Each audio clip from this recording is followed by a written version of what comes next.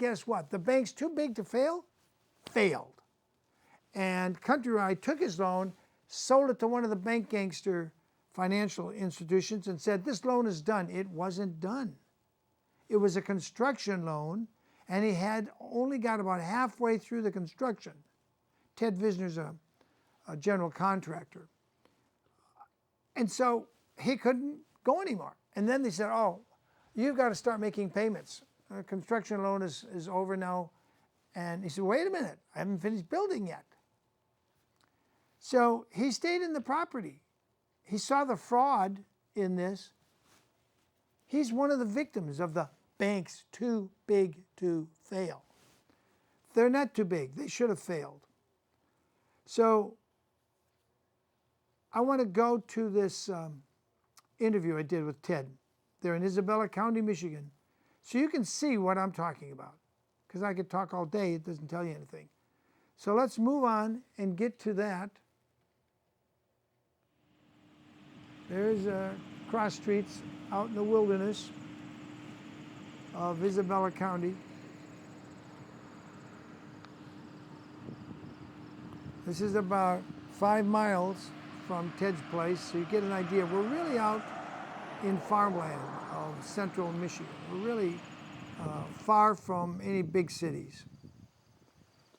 And here is Ted's place. And he's got the "Don't Tread on Me" flag flying right at the entranceway. Now I'm told by people there in Michigan, the famous "Don't Tread on Me" flag. They treaded on Ted yesterday.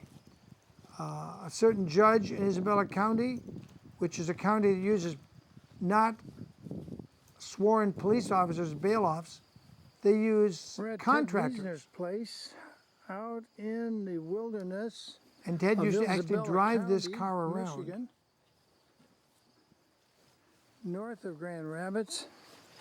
This is one of his cars that has no license plate on, because he's discovered there is no law that requires you to have a license plate if you're driving under common law.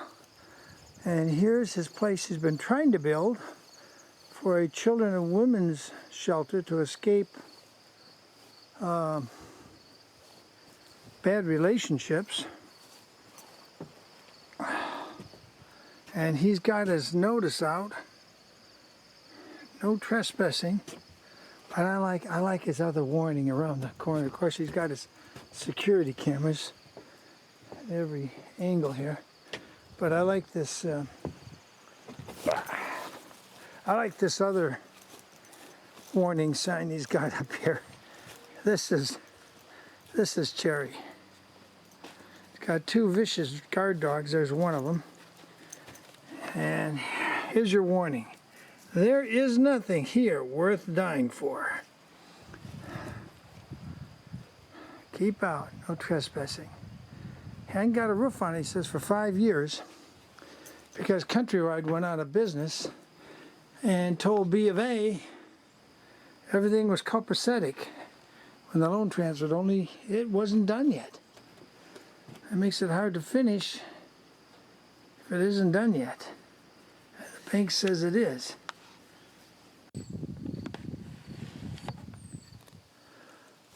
We're here with Ted VISNER, and here's the building he says he was building when Countrywide went out of business and tossed his loan to B of A. He was building this 6,000 square feet structure. 8,000. 8,000, he says. Well, 6,000 on this floor and the floor above it, I guess, or below it. And this was to be for women who are battered and children, so they can escape bad relationships. What a noble cause. And now the Bank of America wants to steal this from him, send him the default notice. How long ago? 5 years ago? Yep. 2009. 2009, they sent you the default notice, and now they just want you to start making payments again. Well, they did. They had a sheriff sale November 13th of 2014. We have a one-year redemption period here, but the bank listed it as 6 months. This is agricultural property, which has a 12-month redemption period. And they're trying to evict us 6 months before they should. And this is all being allowed by the county courts here in Isabella County. What judge allowed it? What specific judge? Eric Janes. Eric Jane. Janes. Janes. James.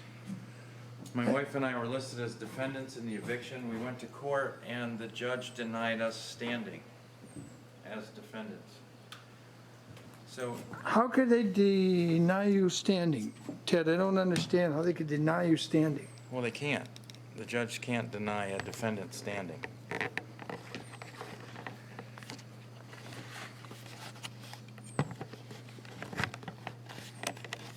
Got it?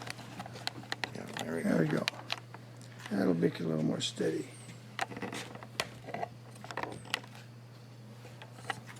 All right, here we go. There we go. Whoop.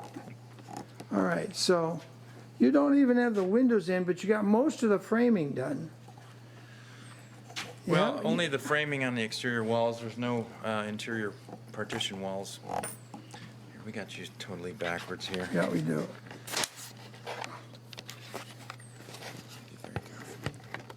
Okay, let go.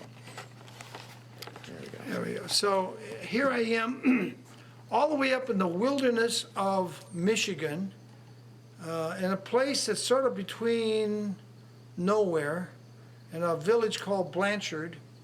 The post office is a one-room brick building with a fake brick front. This is really rural. We're really in a very rural area up here. And it strikes me as just very weird. A man's trying to do something good, and the courts don't care. I mean, you can look, he doesn't even have the windows in. Most of these are boarded up windows. He hasn't even finished the wall over here. And the bank won't give him money to finish it.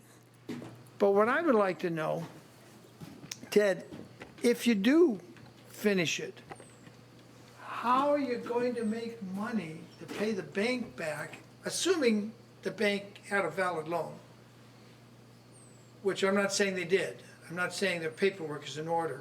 But if they did, how would homeless women that have been battered, how would that generate any income to pay it back? Well, that venture is almost a lost cause by now because there's so much damage here. We're 5.5, almost 6 years out from when we were supposed to be completed. Our game plan has been shot to hell. Just the statutory interest on the damages from 5 years ago is incredible. There's a lot of hurdles that we were trying to get through when the bank cut short our redemption period here and is trying to ramrod this foreclosure eviction through, which they're not seeming to have any trouble with our county courts because the county courts are working for the banks. So there's a lot of issues that we would have to overcome. There's a lot of damage here that would have to be assessed. I mean, this place has been open to the winter weather for the last 5 years. 5 winters, and it's starting to show. It is. Most of the exterior cladding, OSB needs to be replaced. All the eaves are rotting off, and it's not doing too bad. You see, there's something growing up there right now, but Yeah, you're starting to get, we saw the writing on the wall when we were putting the ice and water on the roof, and we ran it all the way up and over, and that's actually helped to prevent a lot of damage at an additional cost of about $3,500 to do that because it's really expensive. But the nice thing about it, it's not like a felt paper that will blow off and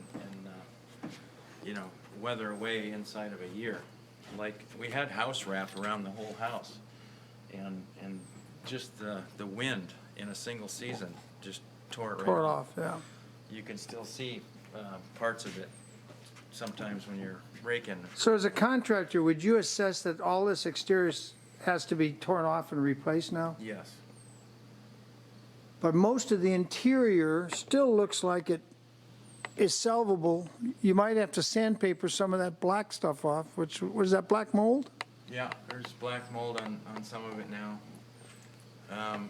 It would have to be pressure washed with bleach to get back to, you know, where it could cover it up again. But, you know, we still don't know. I mean, we're talking about completing this project that's, you know, 6 years out of its window already. I don't even know. And now the bank's trying to take it. So, The bank claimed we owed $257,000 when they had their sheriff's sale on November 13th of last year. And Bank of America bought it for $59,500 on November 13th, 2014. So they know that there's a lot of damage here. They know that the value has been sucked out of here because it's been sitting open to the weather for the last 6 years. so is this a casualty of the financial monkey business our Federal Reserve has been playing? Well, it Is this certainly just- is. Fractional reserve lending has, you know, gotten them in trouble and me in trouble. In trouble. You know, as collateral damage. So, When Countrywide went out of business, we were half funded here. Countrywide ran out of money or whatever happened to them, and they sold out to Bank of America, who was supposed to take our construction loan and finish it for us as a construction loan and then convert us to a regular mortgage. Well, to make it look better on the books or whatever, Countrywide turned over our mortgage to Bank of America as fully conventional, fully conforming loan, like it was done. So Bank of America. it doesn't look like a fully done project. Oh, no, it's not. Bank of America didn't know what to do with us. So if you ask somebody specific in Bank of America, come look at this and then help me finish it? Hundreds of people, I would imagine. You know how the phone trees go. When your mortgage is flopping back and forth. Have you done anything in writing? Yes. In Yeah, writing? we told them that we had a construction loan several times and that it only half funded. And we expected Bank of America, when they figured things out, to finish our loan so we could, because we were trapped. We got trapped here when Countrywide went out of business. Yeah, I We can see couldn't that. sell it, we couldn't refinance it, and we couldn't finish it out of pocket. Our insurance payments went up to $7,500 a month. A month? A month. Because the insurance company realized that we were a perfect candidate to burn out our own house. Yeah. Because we're Makes trapped. sense. We couldn't sell it, we couldn't refinance it, we couldn't do anything. We're just stuck here. So, at this point, this is a big white elephant. My question is, why do you want to hang on to it? Why continue fighting? Why don't you just walk away like Austin did, just back up and, Well, it's Bank of America that should just walk away. well, I agree. Or what they ought to do, Bank of America might actually come out and take a look and say, you know what, we'll give you a new loan, start from scratch and finish what you're doing. And then if they have to foreclose, they've got something worth foreclosing on. I don't even This- want to do that. They don't, this isn't even worth foreclosing on. No, well, it's not, and it's worth nothing to them. They would have to tear it down or Yeah, this burn would- it down or whatever. And the property itself isn't worth $60,000. And this old wick house that's about 65 years old now isn't worth anything either. So what's the battle here? Just to prove to the bank they don't have the right to take it Well, because of the fraudulent paperwork or? this is a problem created by MERS, Right, by MERS. Mortgage Electronic Registration Registration Systems Incorporated. All the banks are playing the shell game with MERS. Okay, we got caught up into this unwillingly and unwittingly. And at the time, you didn't know. Of course, we didn't know. We didn't know who held our mortgage. We knew that Countrywide was supposed to finish funding us so we wouldn't get trapped in this house. And here we are today. But the trouble is, it's not Bank of America that's foreclosing, it's MERS that's foreclosing. And MERS does not have in Are the they debt. incorporated in Michigan? Are they even incorporated here in Michigan? I'd Do have- they have a right to do a business here? Well, I don't know that, but they don't have the right to do this funny business here.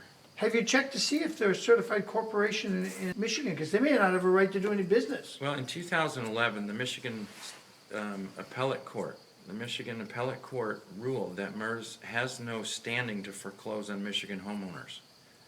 Well, it sounds to me like you're home free. Well, you'd think so, right? But the Michigan the banks didn't like this ruling by the Michigan Appellate Court. Of course not. So they said, I want to file an appeal. So they filed an appeal that went to the Michigan Supreme Court. And the Michigan Supreme Court denied the banks, they denied MERS their right to appeal. They said, no, you can't appeal because we don't want to hear this. But at the same time, the Michigan Supreme Court overturned the Michigan Appellate Court decision because the Michigan Supreme Court understood that there was a tsunami coming from homeowners that had lost their properties in Michigan, was going to flood the courts in Michigan. So the Michigan Supreme Court is actually practicing the obstruction of justice right now. And that's a problem for everybody in Michigan. And that's when you gave them all individual notice by mail that they're doing illegal acts? Participating in child trafficking? Yeah, that's the notice they're on right now, and that's why we That's have a separate issue. separate issue. But you gave them notice, and one of the Supreme Court justices named Mary Kelly, Mary Kelly decided to resign, take her pension, and go to the Bahamas, yeah, and practice private law. practice private law. Consequently, about Isn't that interesting? I think it's interesting. 5 days after I sent them a letter asking them to explain how and why the Michigan Supreme Court would want to be complicit in trafficking Michigan children by creating Michigan Court Rule 3.920H, which essentially strips parents of due process to steal their children. You know, after the state steals the due process rights of these children's parents, the state will always win.